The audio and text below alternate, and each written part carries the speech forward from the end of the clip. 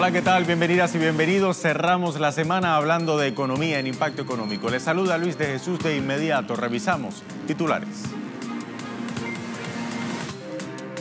El presidente de México, Andrés Manuel López Obrador, firma alianza con productores agrícolas para reimpulsar la agricultura y evitar la migración del campo a las ciudades con el programa alimentario Sembrando Vida. En nuestra arista económica de hoy hablamos de la creciente desigualdad social en el mundo y la concentración de la riqueza. Y en Economía 360, Londres pide a Bruselas negociar lo antes posible un nuevo acuerdo del Brexit para evitar mayores complicaciones económicas. Mientras tanto, la primera ministra Theresa May busca evitar el peor de los escenarios.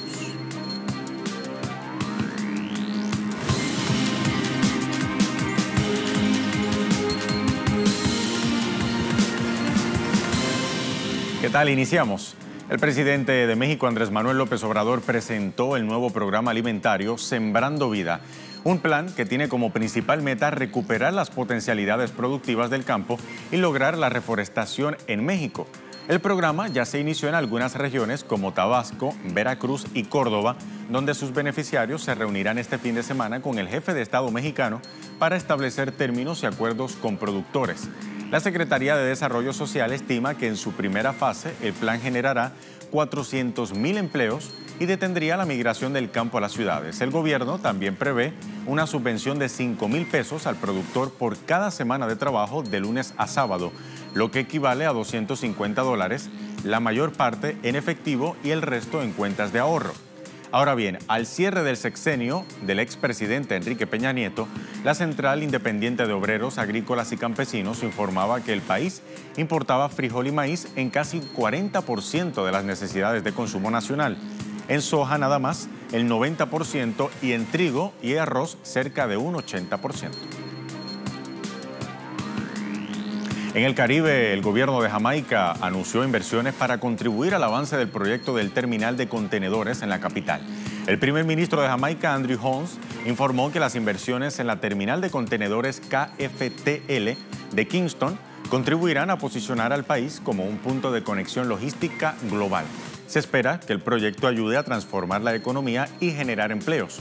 El gobierno de la isla considera también clave la actualización de sus puertos para aumentar el volumen de flujos de mercancías que se mueve a través de la región y se actualiza con la expansión del Canal de Panamá. La autoridad portuaria de Jamaica pretende ahora que los puertos del país operen a niveles de clase mundial. Vamos a información del Cono Sur. Estados Unidos hará base en Argentina con la petrolera Gulf y anunció que tomará control de 124 puntos de venta de la petrolera nacional YPF. Una movida que deja entonces a Argentina perdiendo el control de precios del mercado del crudo. Vamos a ver. El mundo petrolero cada vez se encuentra más convulsionado, no solo en la región, sino también en la Argentina, ya que las últimas noticias dan cuenta que la empresa estadounidense Gulf desembarca en el país tomando más de 120 estaciones de servicio, puntos de venta de combustible de YPF que controlará. Otra injerencia extranjera que busca apoderarse del crudo nacional. El interés sobre esto está obviamente en una desarticulación o una pérdida de capacidad de influencia que puede llegar a tener YPF en el mercado, regulando el precio del combustible, aunque hoy estemos en un contexto de libre precios en términos de los combustibles.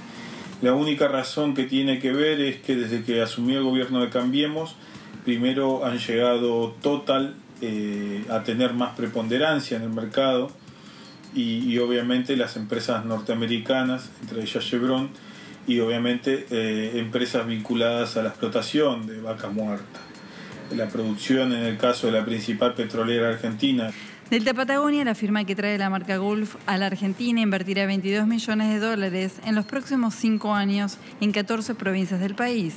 Un dato que especialistas en energía ven como un retroceso en el control de los recursos nacionales. Estamos perdiendo el control de nuestros recursos, se está desnacionalizando, se está privatizando el sector de la energía, como tantos otros.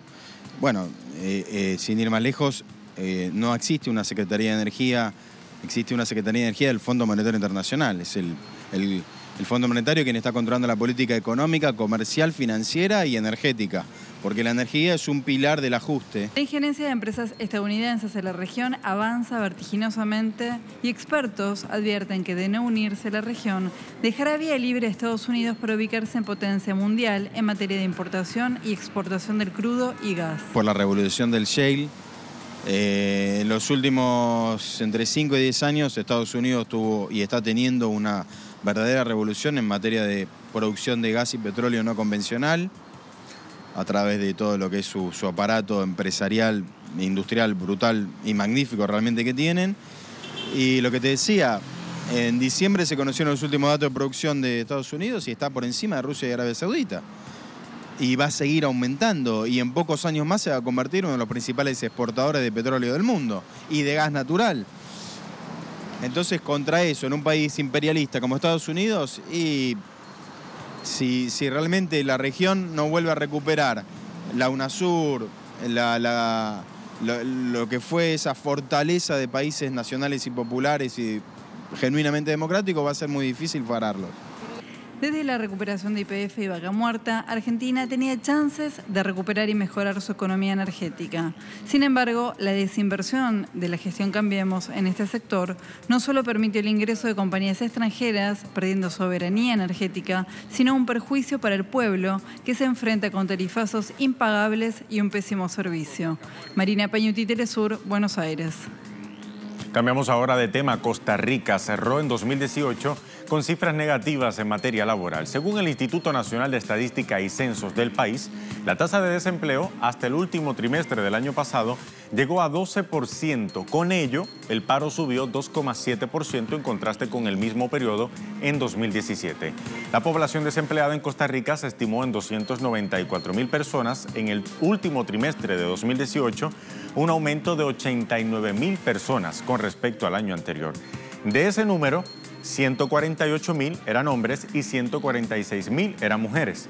El porcentaje de personas ocupadas con empleo informal fue del 44,9%, un aumento de 3,8%, propiciado principalmente por las mujeres en la informalidad y los independientes con empleo informal. El presidente Carlos Alvarado había prometido durante su campaña electoral combatir la pobreza con la generación de empleo territorial, profundizando la llamada estrategia Puente al Desarrollo.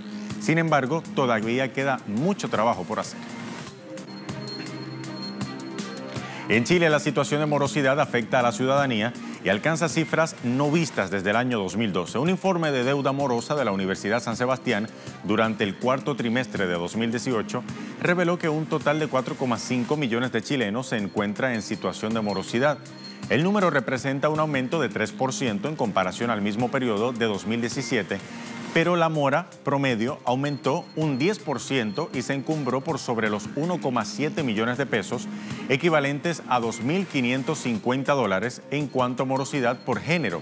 El estudio indica que en la mujer aumentó 10,5% y en el hombre solo creció un 9,5%. La directiva del Centro de Economía Aplicada de la universidad indica también que las repactaciones, los pagos mínimos y además no pagar directamente las cuentas imposibilita que los morosos salgan de esa situación. En el desglose de las deudas atrasadas, un 57% ha faltado a compromisos con entidades bancarias y un 19% con el retail.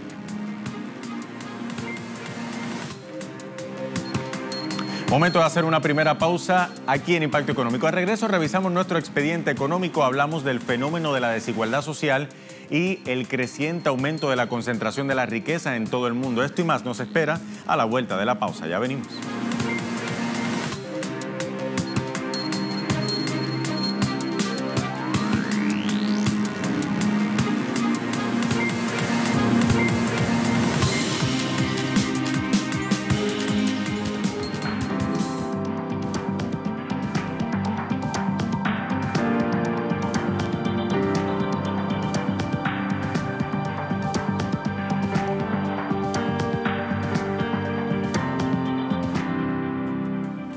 Bien, ya estamos de vuelta en Impacto Económico y es momento de abrir nuestro expediente económico. Cada año, la Oxfam renueva sus informes sobre la desigualdad social en el mundo.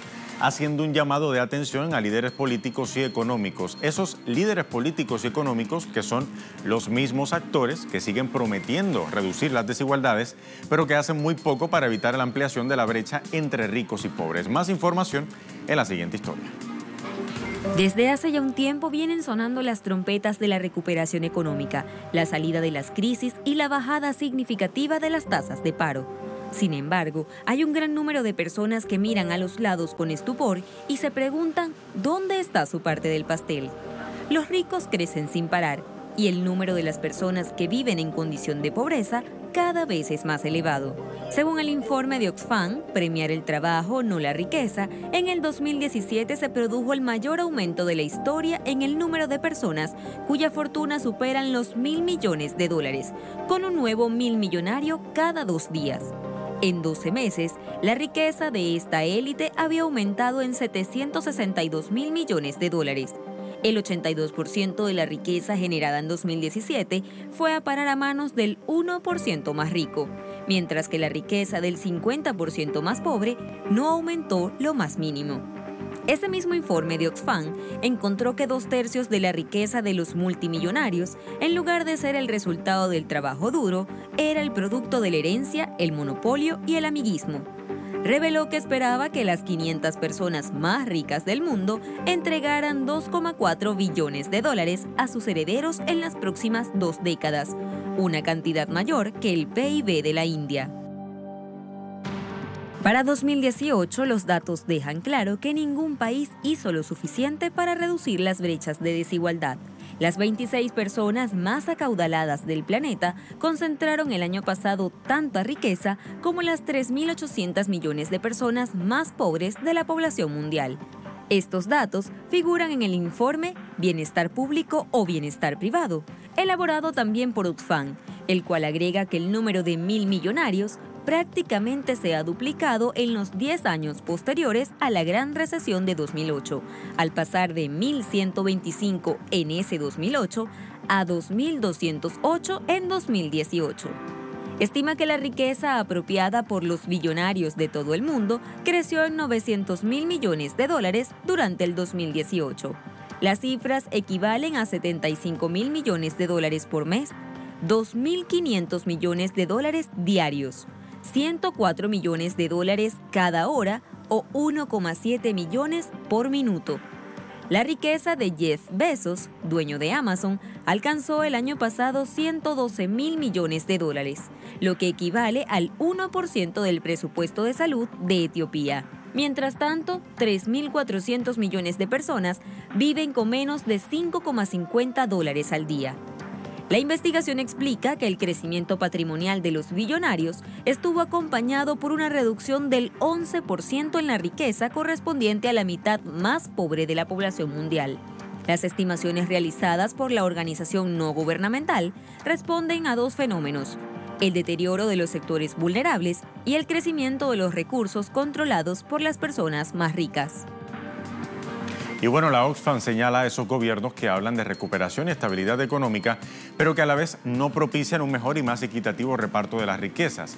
Los mismos gobiernos que se dedican a acelerar la apertura neoliberal de sus economías, recortar los presupuestos al gasto público, privatizar sectores de la economía y atacar la libertad de expresión para acallar entonces aquellas protestas que se producen a raíz de la desigualdad. Según el informe internacional, el sistema actual es incapaz de reducir la desigualdad y la pobreza, así como de mejorar la igualdad de oportunidades para que todas las personas puedan disfrutar de sus derechos. Bajo esa premisa, la ONG insta a los gobiernos a que garanticen que las economías funcionen para todas las personas y no para una afortunada minoría, implementando una serie de medidas. Entre ellas está universalizar la provisión gratuita de servicios públicos como la salud y la educación, que funcionen también para las mujeres y las niñas.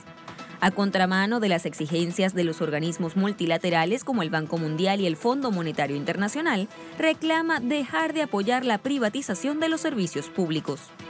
Apunta a reducir la brecha de ingresos entre varones y mujeres, liberar tiempo a las mujeres reduciendo los millones de horas no remuneradas que dedican cada día al cuidado de sus familias y sus hogares. Eso lo sostiene el informe, recordando que en América Latina las mujeres realizan el 73,5% del trabajo de cuidado no remunerado y que en promedio dedican 2,8 veces más tiempo que los hombres a esas tareas que no suelen ser reconocidas como trabajo. Y en tercer lugar, plantea limitar los abusos que se canalizan a través de la red global de paraísos fiscales y financieros. Poner fin a la carrera a la baja en la tributación de las personas más ricas y las grandes empresas. Gravar la riqueza y el capital a niveles más justos, indica el documento, que también propone avanzar en la creación de un mecanismo internacional que guíe las reestructuraciones de deuda soberana. Sugerencia planteada tras revelar que los ricos se benefician no solo de una fortuna en plena expansión, sino también de los niveles impositivos menos elevados desde hace décadas. Oxfam alertó que los más ricos esconden al fisco $7.600 millones, en algunos países como Brasil o Reino Unido, en tanto que el 10% más pobre paga impuestos más altos en proporción a sus ingresos que los más ricos. Advirtió que los países pobres pierden $170.000 millones en ingresos fiscales cada año por la evasión de las grandes empresas y fortunas que podrían destinarse a servicios públicos básicos. Oxfam señala que muchos gobiernos están alimentando esta crisis de la desigualdad con sus políticas, porque gravan de manera insuficiente las grandes empresas y fortunas y no consiguen recortar la evasión fiscal. En 2015, solo 4 centavos de cada dólar de ingresos fiscales recaudados en el mundo provenían de impuestos sobre la riqueza, como la herencia o la propiedad. Las tasas fiscales a la riqueza se han reducido o eliminado en muchos países ricos y apenas se implementan en los países pobres. Oxfam estima que si el 1% más rico pagase solo un 0,5% adicional de impuestos sobre su riqueza, podría recaudarse más dinero del que costaría educar a los 262 millones de niños que no asisten a la escuela y brindar atención médica que podría salvar la vida a 3,3 millones de personas.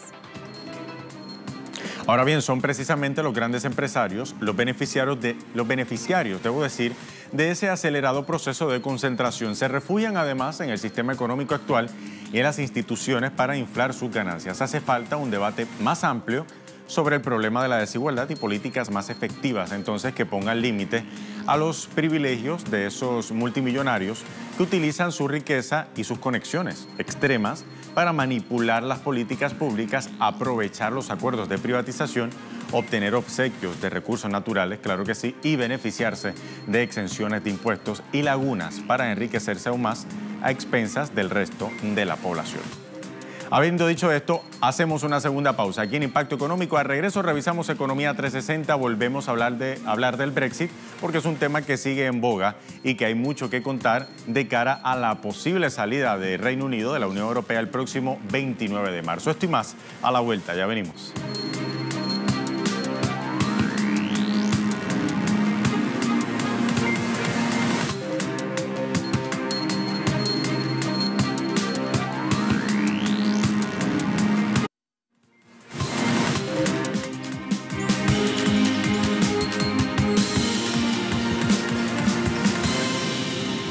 Momento de Economía 360. El secretario de Comercio Internacional de Reino Unido, Liam Fox, dijo que cuando el país abandone la Unión Europea tendrá la libertad de continuar con una política comercial independiente. Asimismo, instó a Bruselas a que llegue a un acuerdo con Londres lo antes posible. De lo contrario, dice y advierte, podría haber mayores complicaciones económicas. Salir de la Unión Europea nos da la libertad de seguir una política comercial independiente que refleje nuestra solidez única en los servicios. Una política que se centra en nuestras áreas de ventaja competitiva, como las finanzas, los seguros y los servicios empresariales. Y en conjunto, estos sectores comprenden el 57% de nuestras exportaciones de servicios.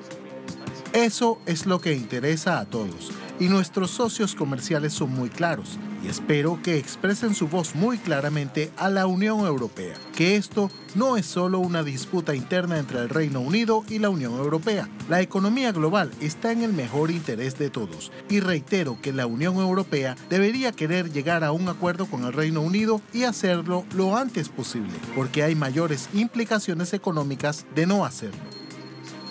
En otro tema, China aplaude los esfuerzos de varios países europeos para establecer un canal de pagos con Irán y evadir así las sanciones de Estados Unidos. El portavoz del Ministerio de Relaciones Exteriores del gigante asiático, Jen Shuan, dijo que China valora el esfuerzo de Francia, Alemania y Reino Unido para crear el nuevo instrumento de apoyo a los intercambios comerciales y apoyar el comercio legítimo entre Europa e Irán.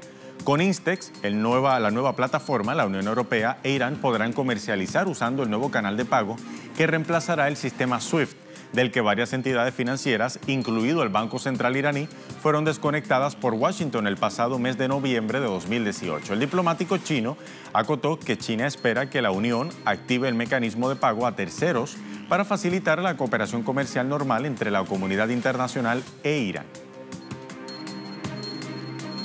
Demostró plenamente la determinación de la Unión Europea de defender el multilateralismo. China apoya firmemente la cooperación continua entre la Unión Europea e Irán para poner en funcionamiento el mecanismo tan pronto como sea posible y abrirlo a terceros para promover la cooperación económica y comercial normal entre los organismos internacionales. La comunidad e Irán también apoyamos firmemente los esfuerzos políticos y diplomáticos dirigidos por la Unión Europea para salvaguardar el acuerdo nuclear de Irán.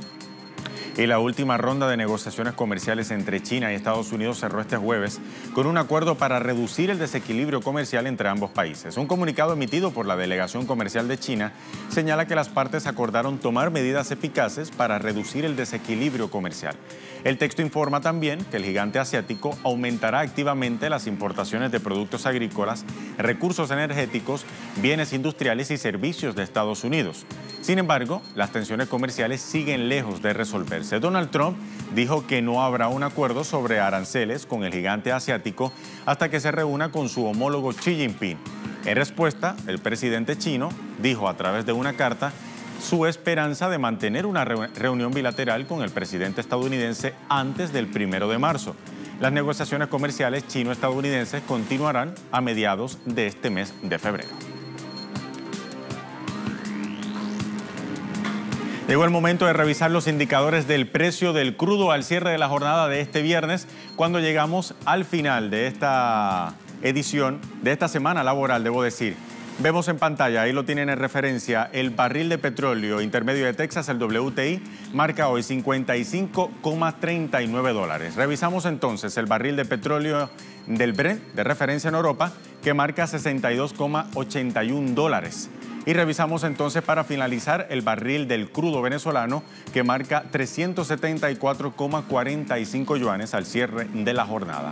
Así llegamos al final de esta edición de Impacto Económico. Como siempre, síganos en redes sociales, en Twitter, @TelesurTV, @TelesurImpactoE.